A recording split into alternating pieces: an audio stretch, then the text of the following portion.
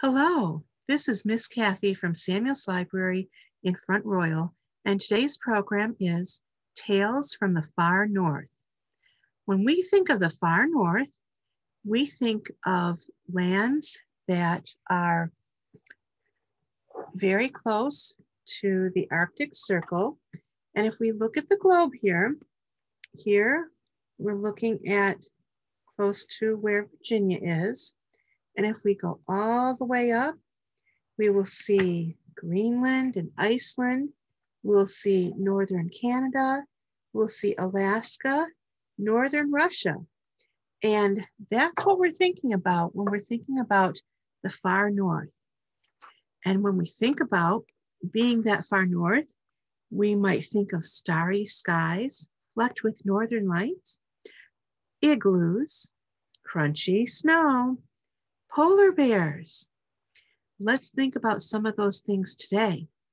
First of all, let's think about the people who live there. We used to call them Eskimos, but now we call them the Inuit people. And that is the name that they have chosen for themselves. But among the Inuit people, there are many different tribes, and all those different tribes have different names. Now, we're going to learn a story that they would have told among themselves about what happened at the beginning of the world. We call that an origin story. And so right now we're going to read The Walrus and the Caribou.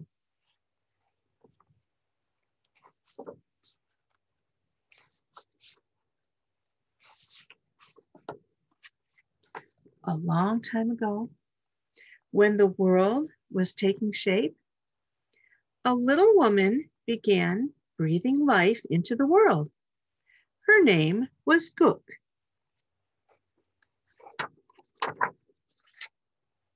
How does an animal take shape? She thought. Where does the head go? What goes on the head? Ears, whiskers, a snout?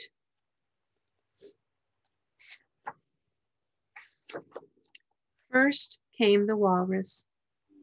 Breathing in, breathing out. Guk created the first walrus from her sealskin parka.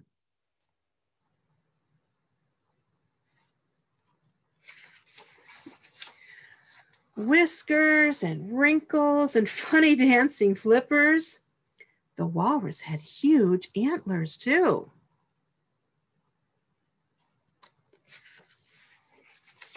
Every time it swam, it would overturn the kayaks in the water. The antlers were too big. The hunters were upset.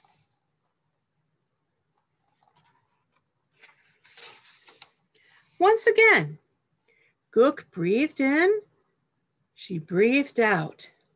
Then she created the caribou from her sealskin parka.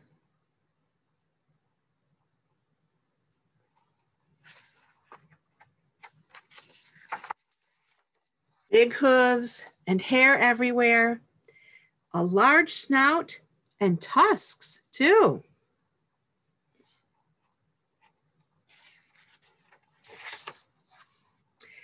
Every time it saw a hunter, the caribou would charge him with its tusks, creating much trouble on the land. The tusks were too big. The hunters were, again, angry.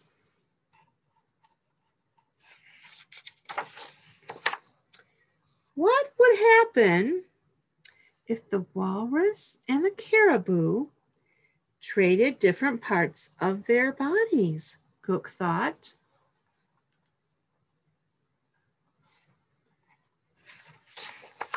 Guk called, Kagisik, Kagisik, come, come, to the walrus and the caribou. Pulling the tusks out of the caribou's mouth, she gave them to the walrus. Then she pulled the antlers from the walrus's head and gave them to the caribou.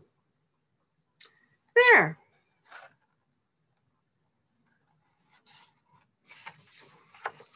Remembering the trouble the caribou had caused, she called, Kagit, Kagit, Come, come. Its punishment for hurting the hunters. She kicked its forehead flat and its eyes bulged. For being so rude, you will stay far away inland, she scolded.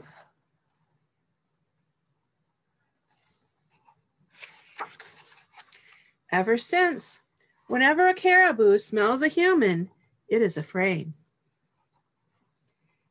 If your intentions had the power of creation, what animal would you make? Would it have feathers or a big furry tail? Imagine the possibilities. And that is the walrus and the caribou. Do you think it really happened like that? Probably not, but we like good stories, don't we? Now, our next story is called Emmy's Gift, and you can see that she's all bundled up for living in the cold, isn't she?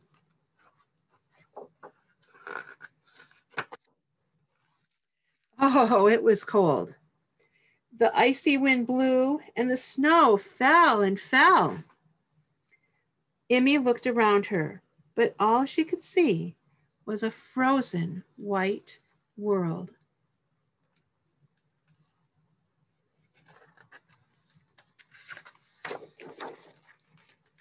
Emmy broke a hole through the ice and fished for her supper. Just one more, she thought, in case anyone comes around, which they hardly ever did. But instead of a fish, at the end of the line, she found a little wooden bird.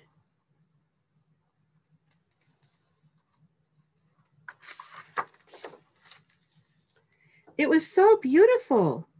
She'd never seen such colors before. She tied it to her necklace next to a small white bear.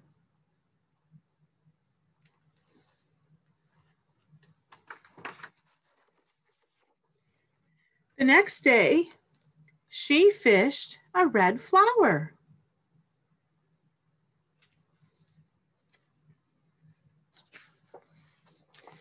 Then an orange starfish, a green leaf, a purple feather.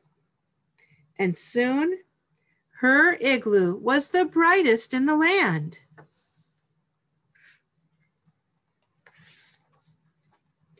It could be seen for miles around.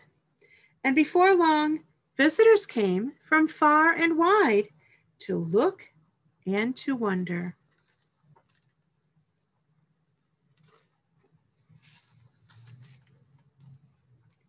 They always stayed for supper, and they filled those long, dark nights with stories of faraway lands.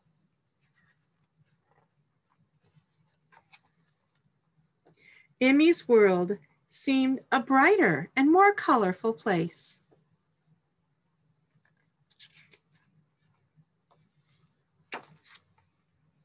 Then, one day, the ice began to melt. It was time for Emmy to leave.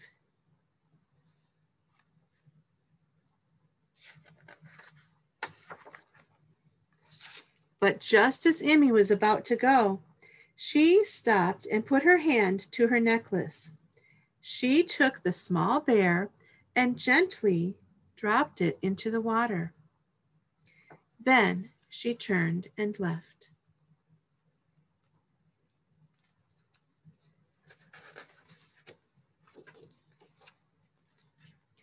Far away, a little boy walks across a beach, holding the brightest thing he can find.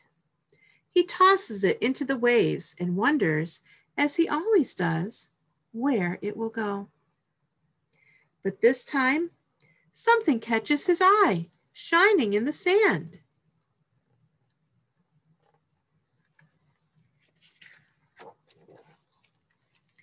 It is a beautiful small white bear. He picks it up and holds it. Then he hangs it around his neck, where once he wore a little wooden bird. And that was Emmy's gift. Wasn't that a neat story? Now, boys and girls, if you would travel up to the far north, you would see you might see some caribou and a walrus. And what's the biggest animal that you would see? A polar bear. Our story is called A Polar Bear in the Snow. Let's find out what happens.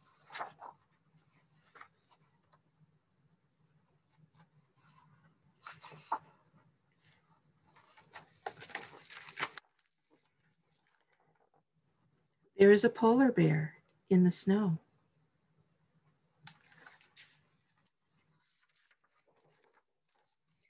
Still asleep, he lifts his nose to sniff the air.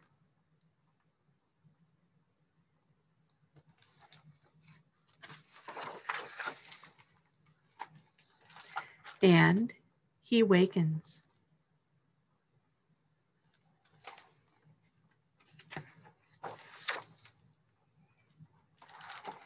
There is a polar bear in the snow.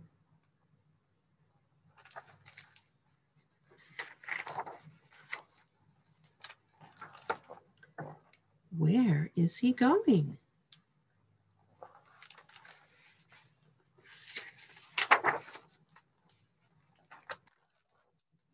Is he going to visit the seals?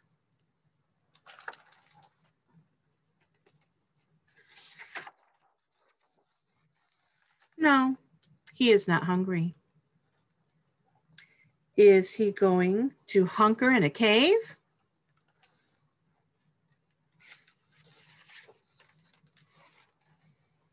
No, his fur protects him from the storm.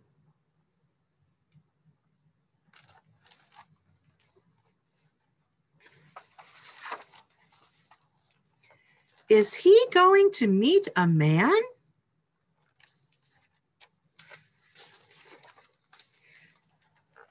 No!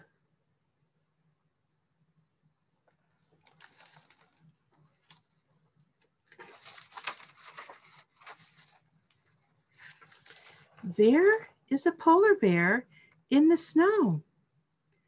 Where is he going?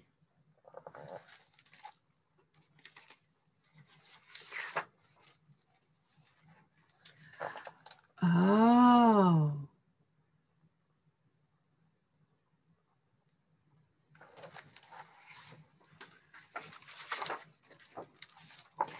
He is going to the sea.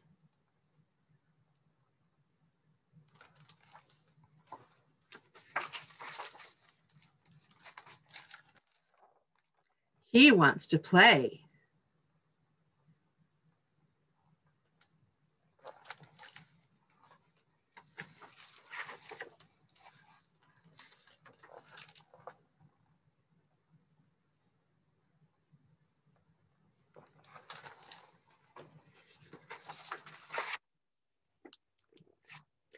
And when he is done playing, he climbs back into the snow.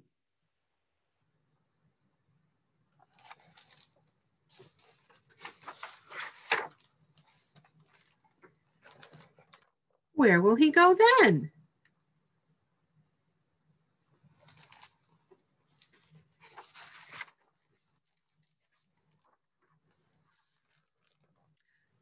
Who knows?